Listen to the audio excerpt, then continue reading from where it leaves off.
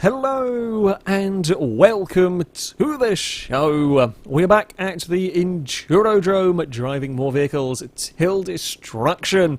We start today with a drift car. We've not had a drift car tackle this course yet. This is the Tuima. It is a cross between the kind of classic Pizima and the 200BX. Mostly kind of the front end from a Pizima. I'm fairly sure most of the running gear is from the 200BX. However, a drift car is a very different sort of prospect. While it is still a, I guess you could say, tarmac-based vehicle, ultimately it's not got suspension designed to deal with off-roading at all. It's not got suspension designed to deal with bumps and jumps. We have got a lot of steering lock, which may help with this. Like, if the steering gets a little bit bent, we may have essentially more steering angle to play with to correct it, and where we've had cars get to a point where they can no longer turn in a certain direction, this might not have the same thing happen, although it might also make problems even more exaggerated. I don't know.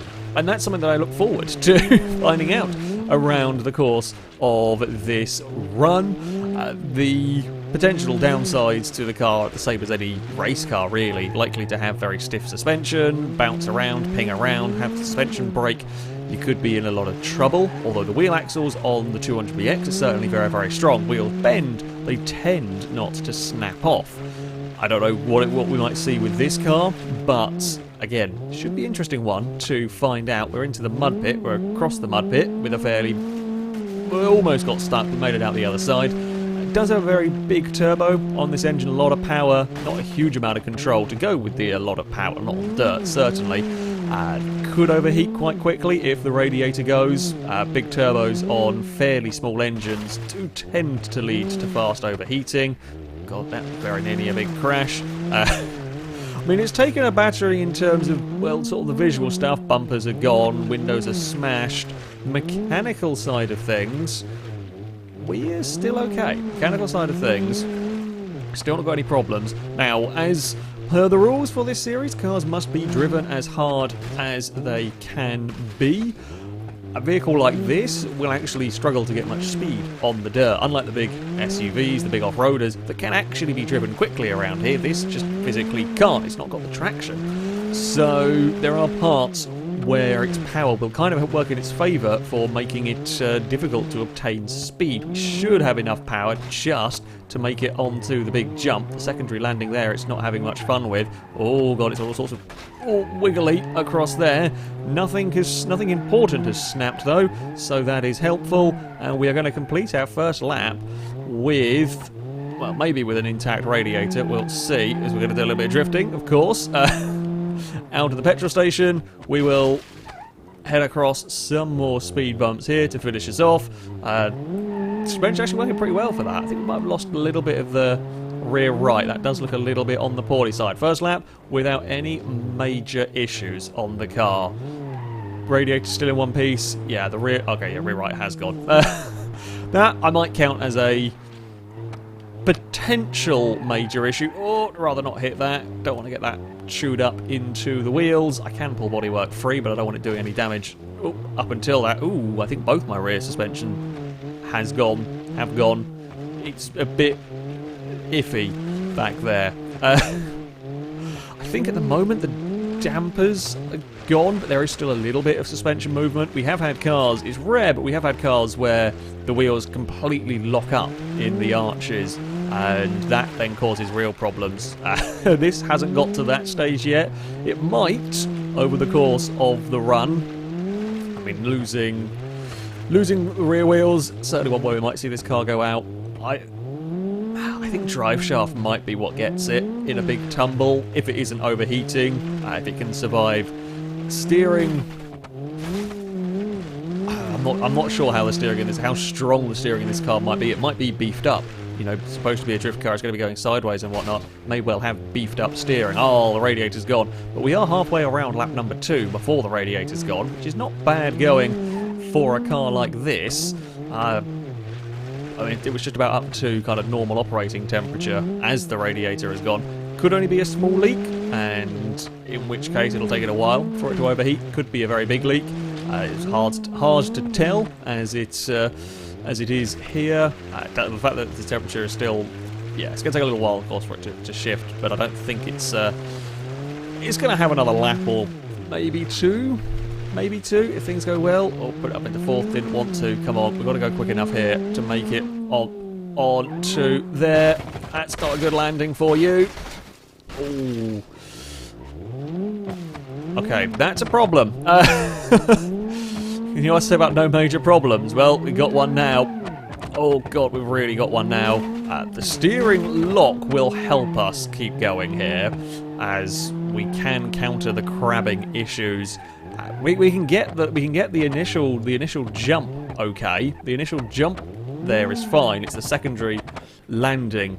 Oh, it's a secondary jump off the platform that the back of the car bounced on, and now we are going to have a very difficult time of traversing this course.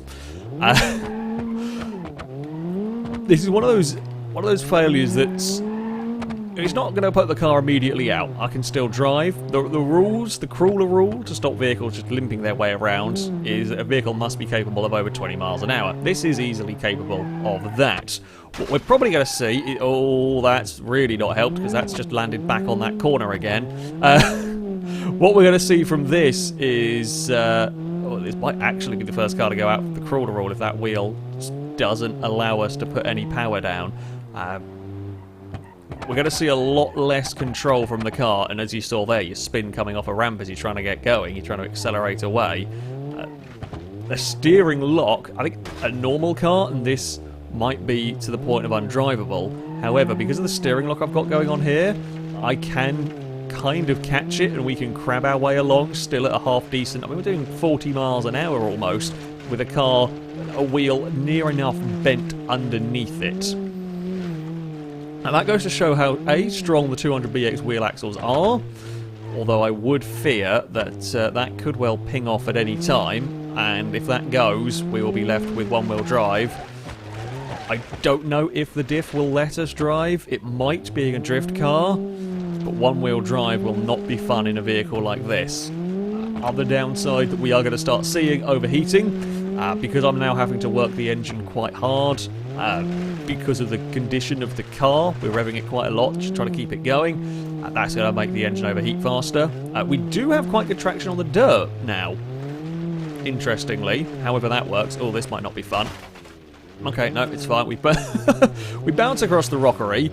Landings of the big jumps are an issue, because if the car's going to twist on takeoff... Okay, we actually landed on the other side, which is probably better, all things considered. Here, we might not actually be able to get up to speed to really get much airtime. We do not really get much up to speed there. No, don't go around, don't go around, don't go around. Okay, I'm going to save that. We'll spin it about.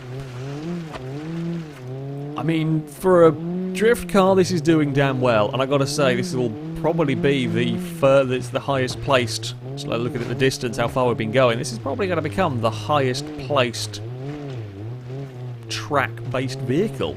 You know, the rally cars... Actually, I don't even think the Pazima rally car made it very far around here, all things considered. So, it's a motorsport-orientated vehicle is probably the best way of putting it. This might actually go furthest of the lot of them, and it's not at all designed for this sort of thing. Oh, that's not good. Oh, we'll keep you keep landing on the same corner. It can't spread the damage out, could it? You couldn't spread the damage out onto the other side. You've just got to keep landing on that rear left. Oh, this is now... Actually, no, tell a lie. This is it's better than it was. We've got the wheel at a much better angle. I think it's more... It's got a crazy amount of toe going on now, but that has helped even out some of the brokenness to make the car better to drive. Sometimes you just got to break the car more. Sometimes you just got to break the car more, and that will make it considerably better to drive. You see, we're still more than capable of getting through the chicane in all of that. Oh, okay, crab that way then. That's fine, that's fine, it's fine. We're all okay. We might actually, how much...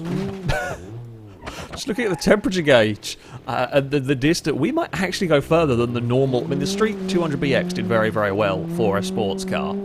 It did very, very well indeed. This might just might stand a chance of going further. All we have to do, I think, is make it through this next chicane here, which isn't easy, but I think we should be able to. We won't overheat the car yet, I don't think. Make it through the chicane, and bounce, wobble, rattle our way across there, and make it around this corner, and we will have gone further than a Street 200BX. The drift car is surprisingly amazing at this. Who knew? We've found an alternate purpose for the drift cars. Who knew they were incredibly strong, and they just don't get destroyed around a, I guess, motocross circuit would probably be the closest Baja circuit, closest equivalent circuit to this sort of. I mean, this is designed specifically for destruction, but look at it go. It might struggle with the dirt, although the wheel at the angle it is, I think, finds traction where a normal rear-wheel drive car wouldn't. Yeah, we're fine. We're across all of that. Engine, how long are you going to last, engine? Surely you can't make it to the back jumps. You've been at sort of max temperature for a long time. We've been surprised by cars before, though. Some cars, like the S-Series, for example, just had that will to live. Even with completely crippled wheels, completely buckled cars, they just have that will to keep going. And this is certainly one of them. Don't get stuck down here. Come on. Don't really want to have to... Oh, I mean, I wanted to keep momentum because now we've got to work the engine harder, climbing up this hill. Come on, Tuima. You can do it. Very difficult to aim you for here. That looked like a big puff of smoke.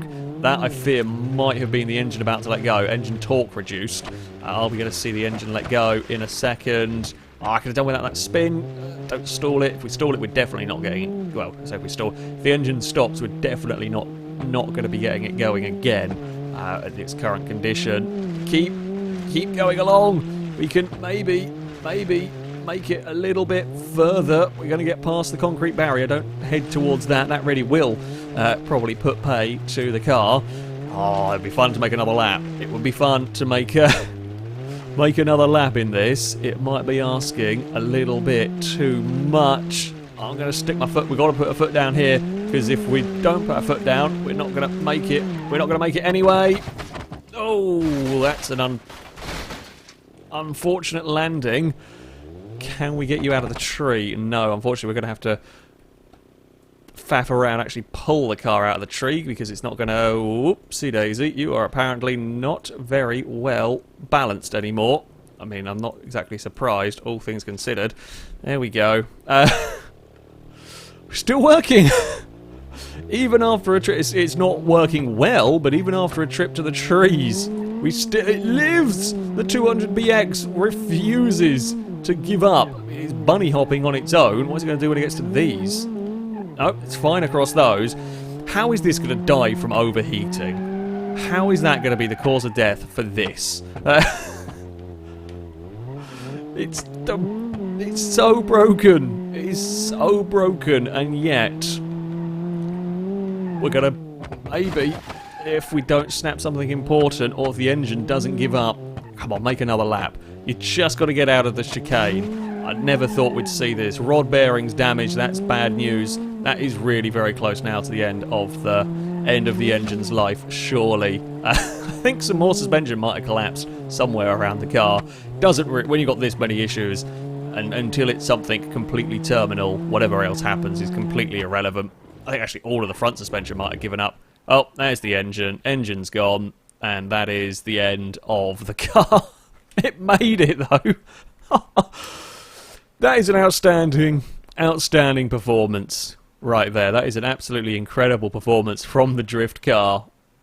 How that kept going for as long as it did, I will never, ever know. I mean, the angle that wheel is at, the angle the wheel's at, the angle it's twisted and contorted the diff to is remarkable. I'm astounded that drive shaft didn't snap at any point in the process. The fact that's gone out through overheating is remarkable. The fact that it's gone as far as it has for a car not at all designed for this. We've had some impressive runs. We've had some very impressive runs. That is right up there. Up next, we have got a vehicle that could potentially challenge the Miramar. It could certainly challenge for the top of the table. This is the Blackfoot, essentially based on a Jeep Cherokee. All-wheel drive, beefy suspension. Is it leaf springs at the back? Yeah, leaf springs at the back are pretty good. Very, very difficult to kill. Leaf springs. So this is the sort of vehicle that we could well see. You would expect this to do well at the end of the day. Off-road vehicles, of course, well, designed for bumps, designed for jumps. There is a downside that these vehicles, and it's the kind of, in some ways, the balancing factor almost that you get around this sort of destruction circuit. The fact that this thing is much, much more capable off-road means that abiding by the rule of I've got to drive it as hard as I can, well, this thing's going to be carrying a lot more speed, and it's even as it gets damaged, this thing will have traction. It's got tyres that are capable of dealing with the dirt, so as it takes damage around the run, it's then going to be travelling faster and, well, as a similar sort of speed for longer. And often, with the off-road vehicles, it's the rolls that will get them. High centre of mass, good for dealing with bumps. You need ground clearance. But they will tend to tumble over when driven hard, and especially across some of the uneven bumps, you may well see the cars tumble over, and repeated rolls, that does tend to be where you see the damage go on these. I don't know what the suspension on this is going to be like. Steering is always a concern. Most likely causes a failure for this sort of car.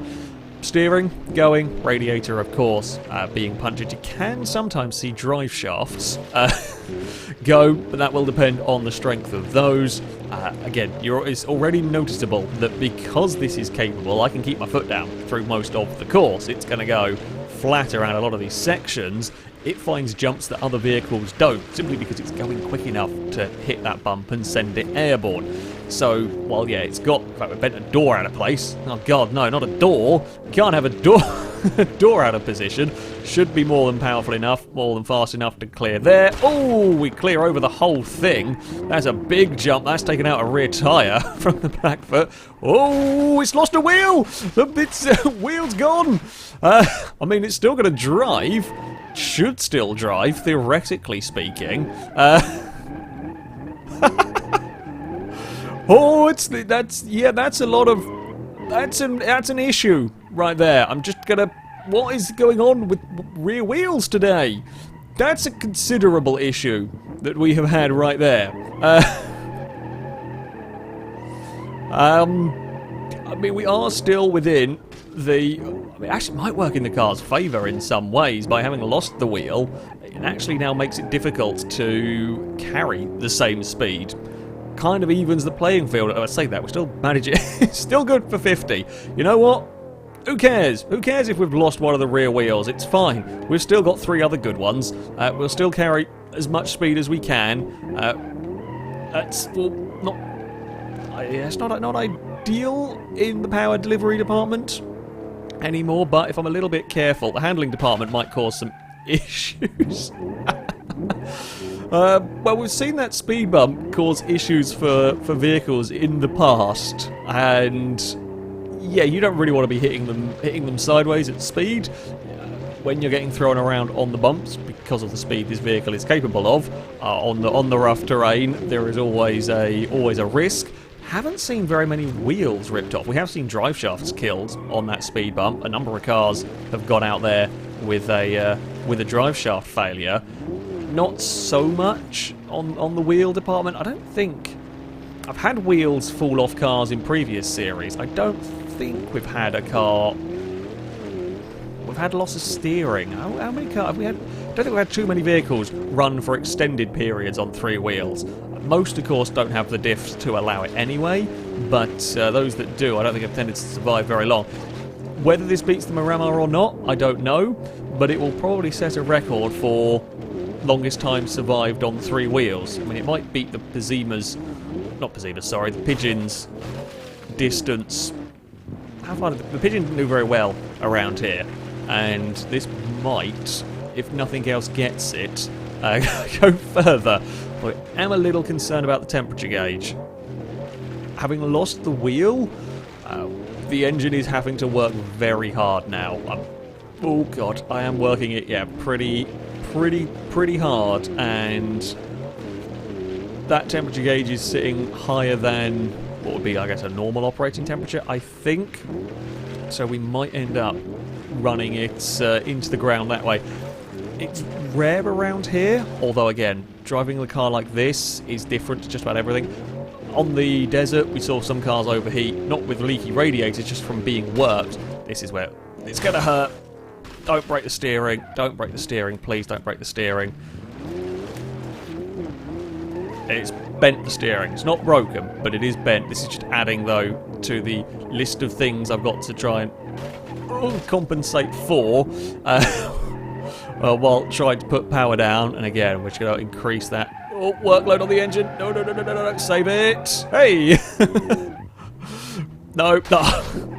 All that hard work. We saved it and then still managed to hit the petrol station in a different way than expected. Oh, that front suspension is poorly. Please let us continue to put power down. Please let us continue. You can see with that front left wheel how badly that is twisted. Good news is that these speed bumps now are not... Well, they're not going to really be able to affect us with the suspension we've got. Like, my wiggling through the chicane isn't easy. I've got very busted steering. However, that's an unfortunate bit of frame rate lag there. However, the suspension is not going to get beached, this truck. It's not going to get beached across there. That's fine. That's not really doing any more damage to it. Temperature has kind of seemed to have stabilised around there, even with me revving the nuts off it in places. Don't go towards that. God damn it. Well, that's just bodywork. That's fine. It's only bodywork damage. That was not... I think I caught essentially where the diff is at the back, or maybe where the wheel axle, I think I caught on the speed bump. Doesn't really matter though, I can ping that side of the car. Hell, I can lose the rear drive. I lose the rear drive shaft, don't care. Doesn't matter to me, it's completely irrelevant now. Because that one side's already broken, front wheel drive is not exactly that much worse than... It shouldn't only be front wheel drive, but who knows what it's shorn off in the back, because it's pretty knackered. I do think there is only one place that's really hurting the car, though. Through this section, we're not actually seeing that greater a damage here. We're not seeing that much. Okay, the bodywork damage from the lack of steering is... I mean, like visually it looks impressive. However, in terms of the driving, it doesn't matter to the car. The thing that's going to stop it going is probably going to be on the back jump. That's what's going to stop us, unless we do that some more. How are we doing? I'm just trying to have a look, seeing what the corners are. Yeah, we are still just about able to get power down, but the front axle is unhappy. The rear left's perfectly fine. It's about the only bit on the car that is. I mean, actually, from the left-hand side, if you look at it at just the right angle, it doesn't look too bad if you ignore the fact that it's slightly tipping over. If we forget that fact, we forget the fact that it's slightly lopsiding when it's driving along, from the left-hand side, it doesn't look too bad. Right-hand side, it does look quite awful. Oh, come on. This is not good. I'm really fighting to get the speed up needed for this. I'm amazed the radiator's held on through all of this. Oh, that's bad. Although rolls are not necessarily the worst thing. It looked spectacular. It looked very, very painful. The plus point you get when rolling is that... Oh, you're not going to go over, are you? Bloody hell. Plus point is here. When rolling, that's dissipating energy, which means it's not going through the front axle. It's not going through important steering components. So again, it's made the car now look considerably unhealthy from every conceivable angle, but actually didn't do much worse to it than was already done. Okay, I thought that was going to be a lot worse than it was. Oh, okay, we're going to do some... Apparently, you don't want to drift car. So what we have learned so far today is drift cars are very good at destruction circuits, and very broken SUVs are good at drifting. Ugh. Although not so good at the whole control malarkey. I mean, it's the usual findings of a FailRace video, let's be honest, this sort of stuff. I don't know how this is still going. I do think the significant damage in many ways is working in this vehicle's favour. The fact that it... Oh, that didn't look good. No, I think that steering's still okay. The fact that it is now so broken and severely struggling in terms of, well, deploying power means that it isn't hitting the jumps as hard. It's not hitting the speed bumps with as much speed, and it's not been doing that for ages. It's more than capable of driving around the circuit, but it isn't hitting those with too much force, and that's minimising the damage they do to it. Of course, downsides are when we hit the big jump at the back of the circuit, that is going to wreck it.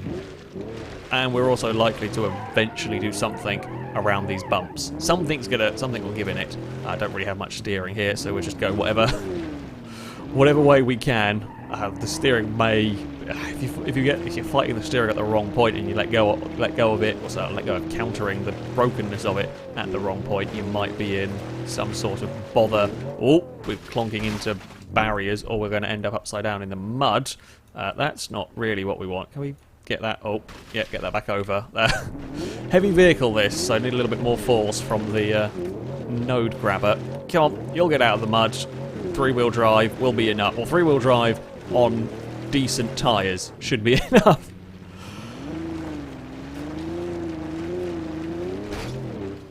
Okay, as I was about to say, well, so far, nothing's really got much worse from the opening lap. We are now two-wheel drive. We've lost whatever drive we might have had to the rear. It wasn't really doing very much anyway, so... Oh, that's worse. That's got drastically worse. But damn it! It was mighty impressive soldiering on. Having lost a wheel early on, that's tough. You know, losing a wheel the first lap is tough. To have made it as far as it did as a three-wheel drive is impressive.